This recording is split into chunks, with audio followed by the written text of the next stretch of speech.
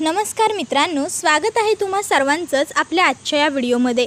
आजच्या आपल्या या व्हिडिओमध्ये आपण जाणून घेणार आहोत लग्नानंतर होईलच प्रेम या मालिकेच्या पुढील काही येणाऱ्या भागांचे लेटेस्ट त्याचबरोबर इंटरेस्टिंग अपडेट। त्यामुळे पटापट व्हिडिओला लाईक करा, तसेच चॅनलला सबस्क्राइब करून बेल आयकॉन आठवणीने प्रेस करा, जेणेकरून तुम्हाला पुढच्या प्रत्येक व्हिडिओचं नोटिफिकेशन मिळत जाईल आणि सर्व व्हिडिओंचा आनंद हा अगदी उत्तम पद्धतीने घेता येईल।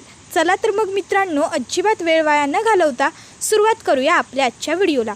तर आतापर्यंत आपण असं पाहिलं आहे की जीवा आणि पार्थने आता ठरवलेलं आहे की काहीही झालं तरी दीपकला आपण चांगला धडा शिकवायचा आणि त्यासाठी ते दोघं भाऊ सकाळ सकाळ घराच्या बाहेर पडलेले आहेत। आणि आता इकडे जीवाने त्याचा एक पोलीस इन्स्पेक्टर मित्र म्हणजेच विक्रम याच्याकडून आता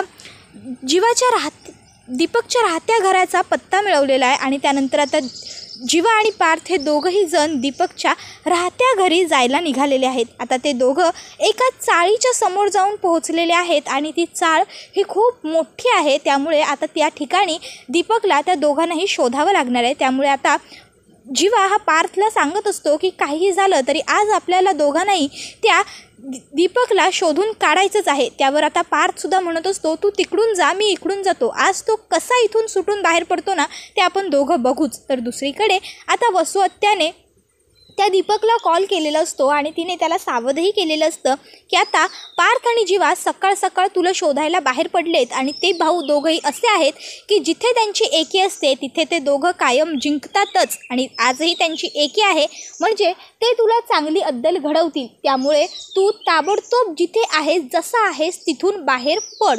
त्याबरोबर आता दीपकने सुद्धा वसुहत्याचं बोलणं अगदी सिरियसली घेतलेलं असतं, कारण काही झालं तरी त्यालासुद्धा स्वतःचा जीव हा प्यार आहे आणि त्यालासुद्धा आपला जीव वाचवायचा आहे। तर दुसरीकडे आता नंदिनी ही सकाळ सकाळ झोपून उठलेली असते आणि ती समोर बघते तर काय जीवा नसतो आणि तिलासुद्धा माहीत आहे की जीवा हा किती गरम डोक्याचा आहे। त्यामुळे तिला आता जीवाची खूप जास्त काळजी वाटत असते, कारण समोरची व्यक्ती म्हणजेच दीपक हा सायकोपॅथिक आहे। तो त्याच्या सायकोपणामध्ये कितीही वावत जाऊ शकतो आणि तो काही करू शकतो, जीवाला आता धोका असू शकतो असं आता नंदिनीला वाटू लागतं। जीवा कुठे गेला असेल, कसा असेल, तो दीपकला कुठे शोधेल वगैरे आता खूप टेन्शन नंदिनीला आलेलं असतं। तर दुसरीकडे आता सकाळ झालेली असते, काव्यसुद्धा उठलेली असते आणि तिची नजर समोर बेडवरती जाते। जो पार्थ नेहमी संपूर्ण बेड व्यवस्थित आवरून, संपूर्ण हंतरून व्यवस्थित करून उठून मग आवरायला जातो, तोच पार्थचा आज बिस्तेरा हा अगदी विचित्र पद्धतीने सगळा तसाच पडलेला असतो। आता काव्य विचार करते, पार्थ एवढ्या सकाळ सकाळ उठून गेले तरी कुठे असतील, आणि मग तिलासुद्धा आता पार्थचे कालचे शब्द आठवत असतात की त्या दीपकने काव्यावरती हल्ला केलेला आहे, त्यामुळे मी त्याला सोडणार नाही आहे, आता त्याला धडा हा मी शिकवणारच आहे। आणि आता त्यामुळे तिलासुद्धा पार्थचं टेन्शन आलेलं असतं, कारण आता तिलासुद्धा वाटत असतं की पार्थच्या जीवाला जर काही बरं वाईट झालं तर मी काय करू। पण आता इतक्यात नंदिनी ही हॉलमध्ये आलेली असते आणि तिच्या लक्षात येतं की नंदिनी ताई ही खूप जास्त टेन्शनमध्ये आहे। मग लगेचच आता काव्या ही नंदिनीला समजावत म्हणायला लागते की ताई काही काळजी करू नकोस, अगं पार्थ आणि जीवा हे दोघंही सुखरूप घरी येतील। जीवा कितीही गरम डोक्याचे असले ना तरीसुद्धा त्यांच्याबरोबर पार्थ आहेत आणि पार्थ हे अतिशय शांत आणि थंड डोक्याचे आहेत, त्यामुळे ते व्यवस्थित विचारपूर्वकच कुठलाही निर्णय घेतील आणि कुठलीही गोष्ट करतील। आणि तुला तर माहिती आहेच पार्थ जीवाची किती काळजी करतात, मग ते जीवा अडचणीत येतील असं का बरं वागतील। तू काही टेन्शन घेऊ नकोस, जीवाच्या जीवाला अजिबात पार्थ धोका होऊ देणार नाही। तर आता त्या ठिकाणी मालिनीसुद्धा आलेली असते आणि मालिनीसुद्धा त्या दोघींनाही समजावत म्हणते की काळजी करू नका, जीवा आणि पार्थ दोघंही एकमेकाला सांभाळूनच जे काही करायचं आहे ते करतील, तुम्ही स्वतःची काळजी घ्या। तर आता त्या ठिकाणी लगेचच वसुहत्या आलेली असते। आता वसुहत्या ही मालिनीला विचारायला लागते, मालिनी जीवा आणि पार्थ कुठे आहेत? मला मगाशी कल्पना सांगत होती की ते दोघंही सकाळपासून बाहेर गेलेत म्हणून। त्याबरोबर इकडे आता काव्या ही नंदिनीला म्हणत असते, ताई काळजी करू नकोस, तू पाणी पी बरं जरा, म्हणजे तुला रिलॅक्स वाटेल। तर दुसरीकडे आता वसुहत्या म्हणत असते, या दोघींचे नवरे एवढे त्या दीपकला शोधायला गेले, त्यांच्या जीवाला धोका आहे, तो दीपक चांगला माणूस नाही आहे, तो काही करू शकतो, तो सायकोपॅथिक आहे आणि यांना काळजीसुद्धा नाही आहे असं म्हणायला लागते। त्याबरोबर लगेचच आता काव्य पटकन म्हणते, दीपक सायकोपॅथिक आहे किंवा तो इतका डेंजरस आहे हे तुम्हाला कसं माहीत वसुहत्या? तुम्ही तर दीपकला कधी भेटला काय, साधं पाहिलंसुद्धा नसेल, मग तरी तुम्ही एवढं सांगताय दीपकबद्दल माहिती. त्याबरोबर लगेचच आता मात्र वसुहत्याची चांगलीच बोलती बंद झालेली असते. तर काव्या म्हणते, काय म्हणते मी वसुहत्या. मग लगेच आता वसुहत्या म्हणायला लागते, अगं जो मुलगा नंदिनीला लग्नातून गायब करू शकतो, जो मुलगा नंदिनीवरती हल्ला करू शकतो, तिच्या जीवावरती उठू शकतो, जो मुलगा आपल्या घरात घुसून तुझ्यावरती नंदिनी समजून हल्ला करू शकतो, तुझ्या जीवावर उठू शकतो, तो मुलगा कसा काय चांगला असेल बरं. तो सायकोपॅथिकच असणार ना. बरोबर बोलते मी. त्याबरोबर लगेचच आता मालिनीला वसुहत्याचं बोलणं पटतं आणि ती म्हणायला लागते, हे बघ काव्या, वसुताई काळजीपोटी बोलतायत, तू उगाचच्या उगाच अर्थाचे अनर्थ करू नकोस. तर दुसरीकडे आता दीपक म्हणत असतो, नंदिनी आज तू वाचलीस, पण पुन्हा तू माझ्या तावडीतून वाचणार नाहीस. मी तुला चांगलीच अद्दल घडवणार म्हणजे घडवणार. आता तो जीवा इथे येतोय मला मारण्यासाठी. आता मी इथे थांबणं माझ्या जीवासाठी धोक्याचं आहे, त्यामुळे मी इथं थांबत नाही आहे. पण एक गोष्ट लक्षात ठेव नंदिनी, तुला असं सुखासुखी मी जगू देणार नाही आहे. आणि मग दीपक आता लगेचच स्वतःची वेशभूषा बदलतो. तो म्हाताऱ्याची वेशभूषा करतो. त्याने पिकलेले केस वगैरे जरा लावलेले असतात, दाढी वगैरे त्याने मोठी लावलेली असते आणि आता त्याने एक बोचकं हातामध्ये घेतलेलं असतं आणि तो तिकडनं निघालेला असतो. आता ते कपड्याचं जे बोचकं, याचा अर्थ गाठोडं असतं, ते आता तो घेऊन चाललेला असतो, जेणेकरून कोणालाच त्याच्यावरती संशय येऊ नये. तर तोपर्यंत आता जीवा आणि पार्थ हे दोघंजणं शोधाशोध करायला सुरुवात करतात. इतक्यात जीवा धावत असताना चुकून त्याला एका माणसाचा धक्का लागतो. जीवा त्या माणसाला म्हणतो, सॉरी सॉरी, आणि जीवा पुढे पळत जातो. इतक्यात त्याच्या लक्षात येतं की ती समोरची जी व्यक्ती होती ती ना आपल्याकडे बघून काही बोलली ना तिने काही रिॲक्ट केलं. आणि मग जीवाला त्या व्यक्तीवरती डाऊट येतो आणि तो लगेचच पुन्हा मागे फिरतो आणि त्या माणसाच्या मागे येत म्हणतो, एक मिनटं. त्याबरोबर आता ती व्यक्ती थांबते. आता ती व्यक्ती दुसरी तिसरी कोणी नसून दीपकच असते आणि दीपक आता खूप जास्त घाबरलेला असतो, कारण त्याला माहीत असतं की जर जीवाने मला ओळखलं तर आज काही माझं खरं नाही, आज मला जीवा खूप कुटून काढेल. तर आता इकडे जीवाला वाटत असतं हाच दीपक आहे. दीपकच्या दिशेने जीवा आता दबक्या पावलांनी हळूहळू चालत येत असतो. आता जीवा तिकडनं येत असताना दीपक घाबरत असतो. तर दुसरीकडे वसुहत्याला सुद्धा खूप भीती वाटलेली असते. ती विचार करत असते की आता दीपक हा जीवा आणि पार्थला सापडला तर नसेल ना. तर आता इकडे आता तिला समजावत असते रम्या की अगं आई, उगाचच्या उगाच तू काही बोलू नकोस. आणि तुला माहीत आहे ना मालिनी काकू नेहमी काय म्हणते, वास्तू नेहमी तथास्तू म्हणते, त्यामुळे तू उगाच वाईट विचार करू नकोस, चांगला विचार कर, असं काही घडणार नाही. तर तोपर्यंत इकडे आता काव्या ही मनातल्या मनात विचार करत असते की पार्थना हे सगळं माझ्यामुळे भोगावं लागतं आहे. मी त्यांच्याबरोबर कधीच प्रेमाने वागत नाही, कधीच चांगलं वागत नाही, तरीसुद्धा ते माझा किती विचार करतात, माझ्यासाठी किती काळजी करत असतात. आजसुद्धा ते माझ्यामुळेच त्या ठिकाणी गेलेले आहेत. त्यांच्या जीवाला काही त्रास व्हायला नको, त्यांना काही इजा व्हायला नको. देवा त्यांच्या पाठीशी उभा राहा, असं आता काव्या पार्थसाठी प्रार्थना करत असते. तर दुसरीकडे जीवाने आता दीपकला पकडलेलं असतं आणि नंदिनीवरती त्याने हल्ला केलेला असतो. ही गोष्ट काही आता जीवाच्या लक्षातून गेलेली नसते. मग काय, आता जीवाने दीपकला मस्त देह दनादन धुवायला सुरुवात केलेली असते. इतक्यात त्या ठिकाणी आता पार्थसुद्धा आलेला असतो. तर इकडे आता दीपकसुद्धा जीवाला मारत असतो. तो आता जीवाच्या अंगावरती बसलेला असतो आणि जीवाला आता तो डोक्यात फाईट मारणार असतो. इतक्यात पाठून पार्थ येऊन आता दीपकला खेचून ओढतो आणि मस्त 2-3 थोबाडीत मारून देतो दीपकच्या आणि म्हणायला लागतो, आमच्या बायकांवरती तू हल्ला करणार, तुला काय वाटलं देशमुखांचे घरचे गप्प बसतील? देशमुख वार करतात तो असा एकदाच करतात. आता तुला दाखवतो देशमुख काय चीज आहे. आणि मग आता पार्थ हा धपाधप दीपकला 4-5 बुक्क्या मारायला लागतो. त्याबरोबर मागून जीवासुद्धा येतो आणि जीवासुद्धा आता दीपकला धुतो. दोघं भाऊ मिळून मारामारी करत असतात. आता अर्थात दीपक एकटा असतो, जीवा आणि पार्थ दोघं जण असतात, त्यामुळे दीपकला खूप जास्त मार लागलेला असतो आणि जीवा आणि पार्थला मात्र जरा कमी मार बसलेला असतो. पण आता कसाबसा सुटून दीपक हा त्यांच्या तावडीतून पळून जातो. तरीसुद्धा जीवा आणि पार्थ हे दोघं काही गप्प बसत नाही. ते सुद्धा आता दीपकच्या मागोमाग पळत त्या ठिकाणापर्यंत पोहोचतात आणि ते पुन्हा एकदा दीपकला गाठतात आणि म्हणत असतात, तुला काय वाटलं तू आमच्या तावडीतून सुटशील का? नाही, आज आम्ही येताना निश्चयच करून आलोय की आज एक घाव 2 तुकडे करूनच टाकायचे. तुला आज आम्ही काही सुखी सोडत नाही. पण दीपकच्या आसपास तिथे माती पडलेली असते. दीपक हा तिथली माती उचलतो आणि जीवाच्या डोळ्यामध्ये धूळ फेकतो आणि तिकडनं पळून जातो.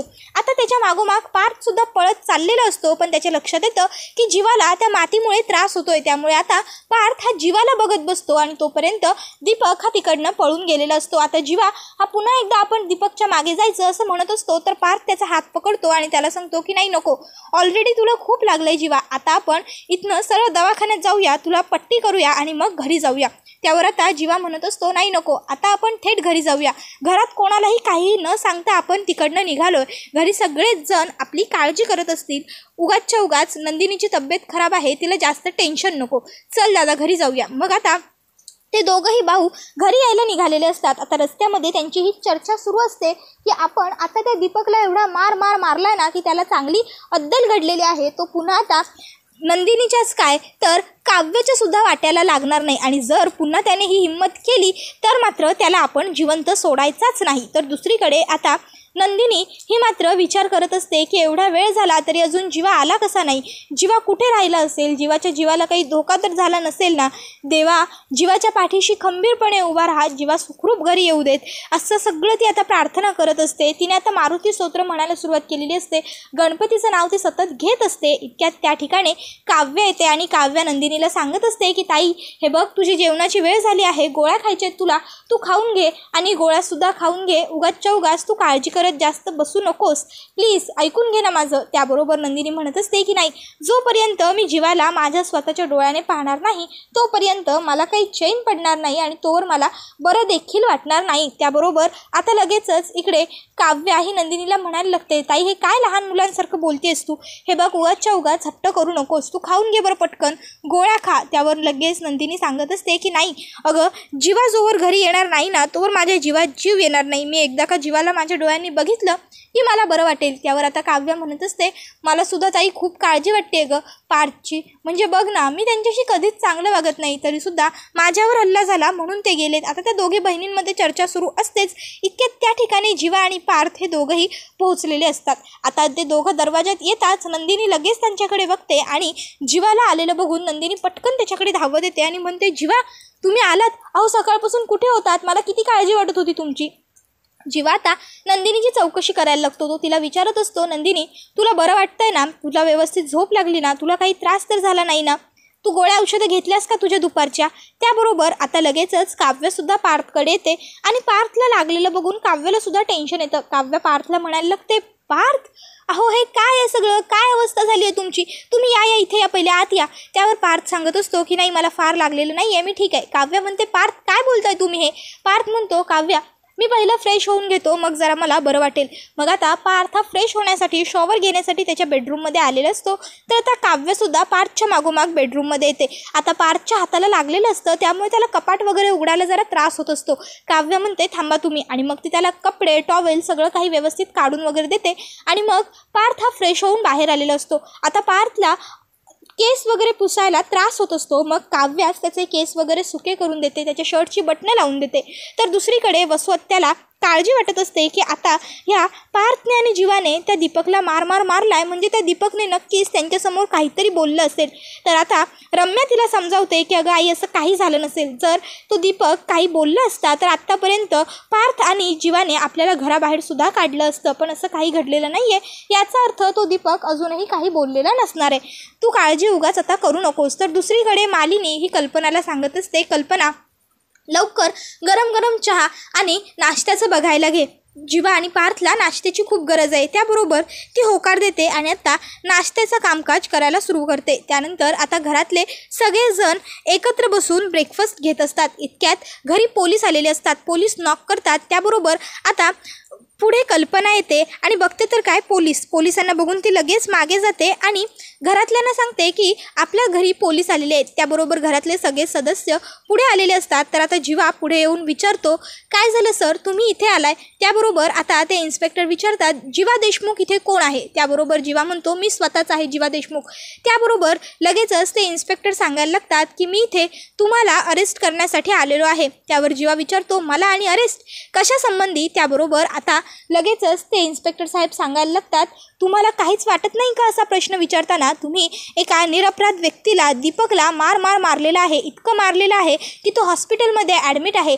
त्याच्या संदर्भात आम्ही तुम्हाला अटक करायला आलो आहे. त्याबरोबर लगेचच जीवा चिडतो आणि म्हणायला लागतो की सर, तुम्हाला माहिती जरा नाही तर जरा जास्तच चुकीची मिळाली आहे. हो, मी दीपकला मारलं आहे, हे खरं आहे. खरं सांगावं तर मला त्याचा जीवच घ्यायचा होता, पण तो माझ्या हातून निसटला म्हणून वाचला, असं म्हणतो. त्यावर लगेचच इन्स्पेक्टर साहेब म्हणायला लागतात, तुम्ही पोलिसांसमोर काय भाषा बोलताही? त्यावर लगेचच जीवा म्हणत असतो, कारण त्या दीपकने माझ्या बायकोवरती जीवघेणा हल्ला केला. त्याबरोबर आता पोलीस विचारायला लागतात की कोण आहे तुमची बायको? त्यावर आता जीवा सांगायला लागतो की माझी बायको नंदिनी जीवा देशमुख, या घरची धाकटी सून. त्याबरोबर आता इतक्यात त्या ठिकाणी नंदिनी पोहोचलेली असते. आता नंदिनीने जीवाचं बोलणं ऐकलेलं असतं आणि तिला खूप जास्त आनंद झालेला असतो. ती येते आणि जीवाकडे एकटक बघत राहते. तर आता जीवाने ही माझी बायको आहे असं म्हटल्याबरोबर काव्याला खूप जास्त वाईट वाटलेलं असतं. ती मनातून हर्ट झालेली असते.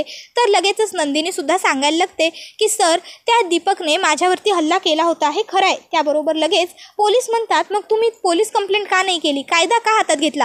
त्याबरोबर नंदिनी सांगत असते, सर अहो, मला एवढा त्रास झाला होता की मी या मनस्थितीतच नव्हते की पोलीस कंप्लेंट वगैरे करावं.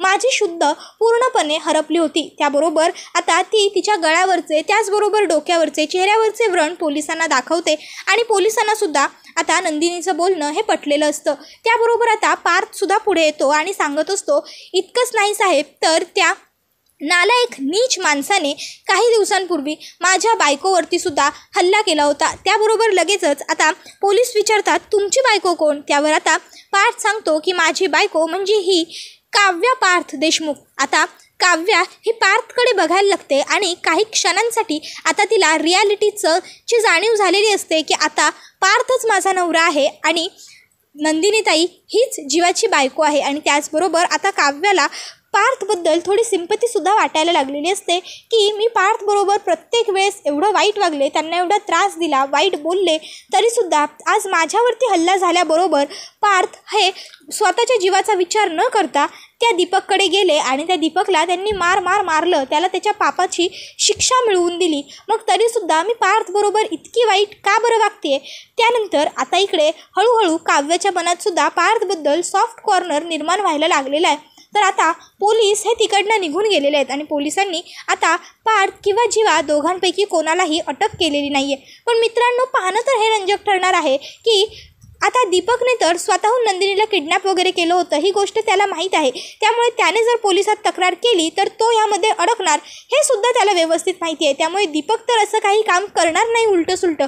पण मग जीवाबद्दलची पोलिसात तक्रार केली तरी कुणी, हे पाहणं रंजक ठरणार. तर हे पाहण्यासाठी आपल्या चॅनलला सबस्क्राईब करून ठेवा.